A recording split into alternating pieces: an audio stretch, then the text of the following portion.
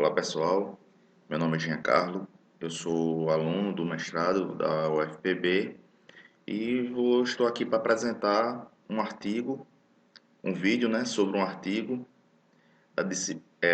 para a disciplina Engenharia de Software, ministrada pelo professor Álvaro Medeiros. Bem, e o artigo escolhido foi a mineração de dados, para dispositivos móveis, se é uma coisa boa ou ruim. O artigo ele trata de questões referentes ao impacto social e econômico, advindo do fato que hoje as pessoas elas possuem aparelhos cuja tecnologia é capaz de capturar e armazenar dados em tempo real por meio de sensores.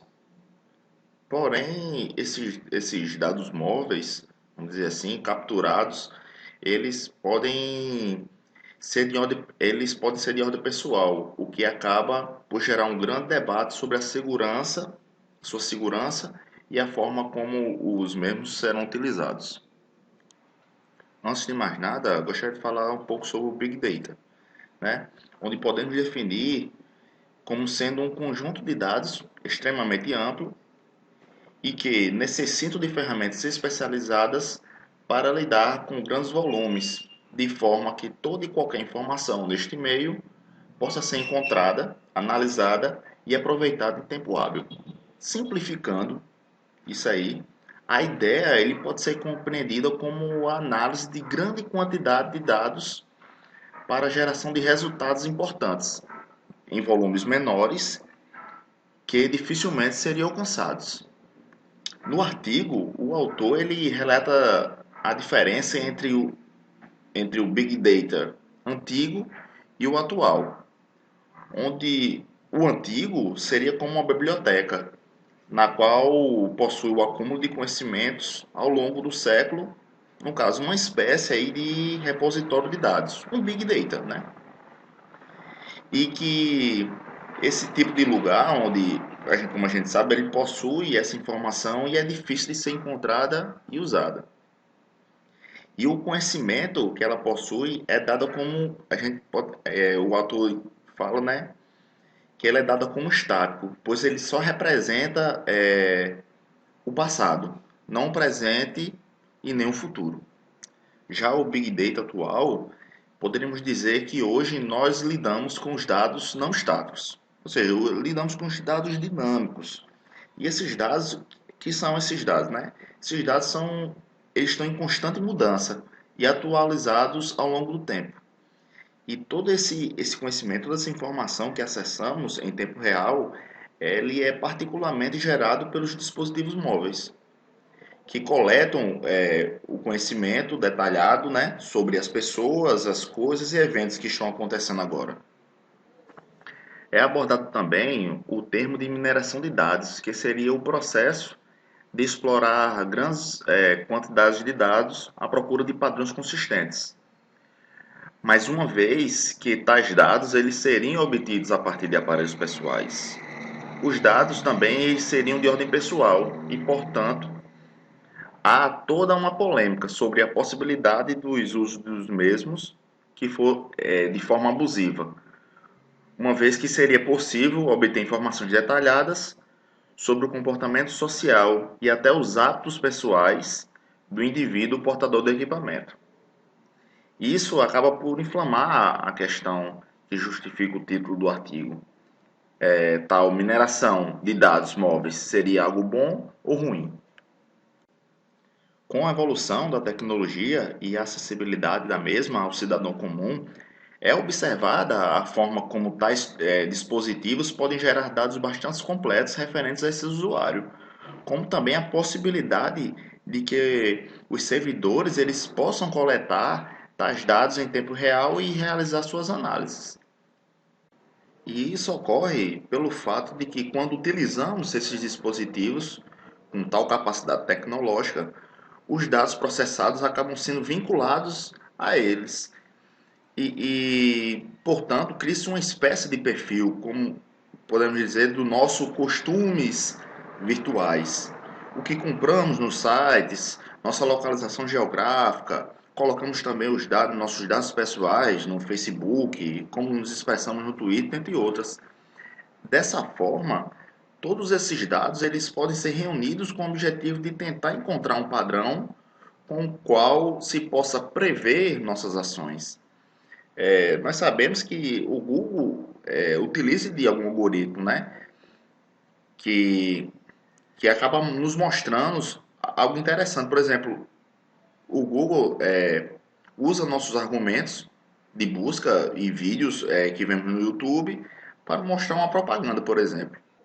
Por se tratar de informações pessoais do usuário, pode-se observar um valor altíssimo associado, uma vez que esses aplicativos podem traçar perfis específicos e informar sobre restaurantes existentes no local, onde o mesmo já esteve presente, por exemplo. Com o acúmulo desses dados, há uma tendência que ocorra um paradigma da computação móvel antecipada, certo? Dessa forma, haveria uma antecipação da informação ao usuário e, claro, aplicativos para proporcionar tal feito, como sugestões de compra ou de atividades de lazer para o dia seguinte, eles poderão ser sugeridas com antecedência. Estes são apenas exemplos de como esses dados eles podem ser utilizados. Como um exemplo dessa tendência, pode-se citar o Google Glass, certo? Que trata-se de um óculos que, dentre outras funções, utiliza um algoritmo que decide quais e-mails são importantes e os projeta na lente. Como também o uso do mesmo, né? É possível utilizar posicionamento geográfico para se deslocar por meio de mapas que demonstram a direção a seguir até chegar ao local desejado. Outra ferramenta também que podemos citar como um exemplo é o Nike Full Band.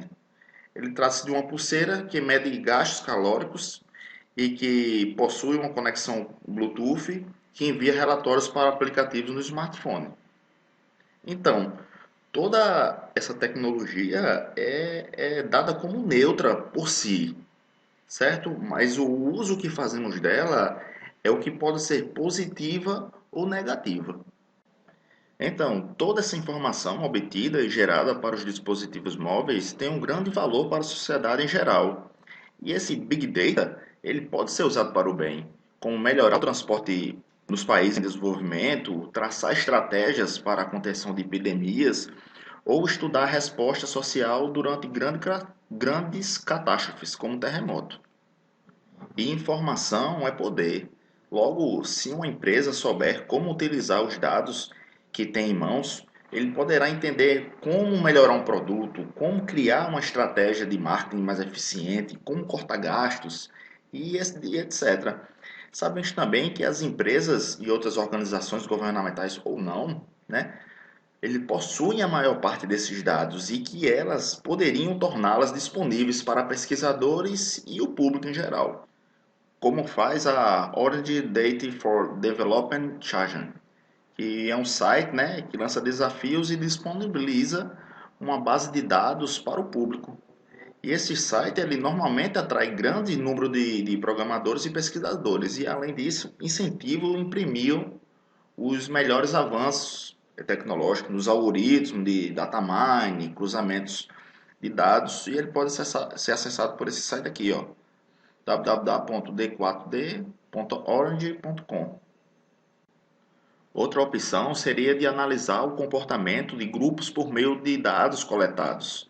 Em se tratando de computação móvel antecipada, podemos utilizar de um algoritmo para tentar definir áreas de criminalidade, como no filme Minority Report do ator Tom Cruise, onde os bandidos eram presos antes de cometerem os supostos crimes. Mas por se tratar de um campo de atuação mais recente e se tratar também de dados pessoais, muitos especialistas encaram este futuro com certa preocupação.